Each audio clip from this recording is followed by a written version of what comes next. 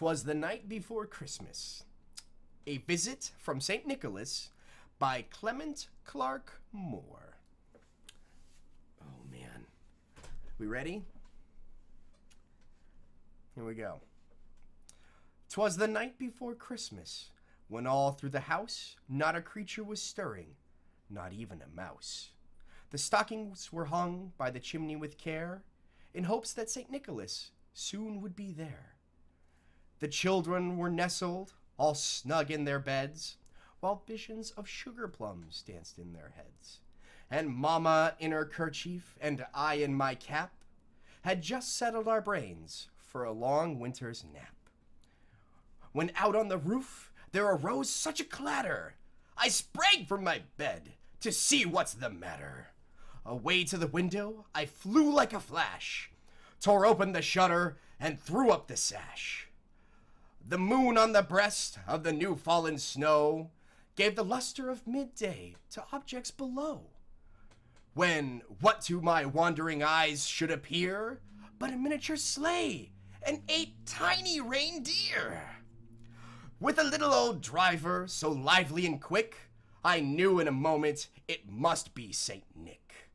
More rapid than eagles his coursers they came, and he whistled and shouted and called them by name. Now Dasher, now Dancer, now Prancer and Vixen, on Comet, on Cupid, on Donner and Blitzen. To the top of the porch, to the top of the wall, now dash away, dash away, dash away all. As dry leaves that before the wild hurricane fly, when they meet with an obstacle, melt to the sky.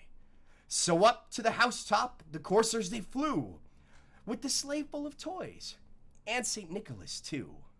And then in a twinkling I heard on the roof the prancing and pawing of each little hoof.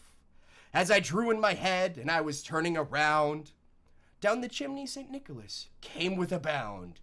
He was dressed in all fur from his head to his foot, and his clothes were all tarnished with ashes and soot. A bundle of toys he had flung on his back, and he looked like a peddler who just opened his pack. His eyes, how they twinkled, his dimples, how merry. His cheeks were like roses, his nose like a cherry. His droll little mouth was drawn up like a bow, and the beard on his chin was as white as the snow. The stump of a pipe he held tight in his teeth, and the smoke it encircled his head like a wreath. He had broad face and a little round belly that shook when he laughed like a bowl full of jelly.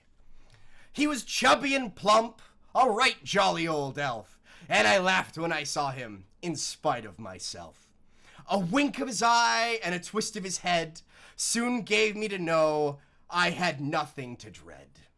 He spoke not a word, but went straight to his work, and filled all the stockings, then turned with a jerk, and laying his finger on the side of his nose, giving a nod, up the chimney he rose.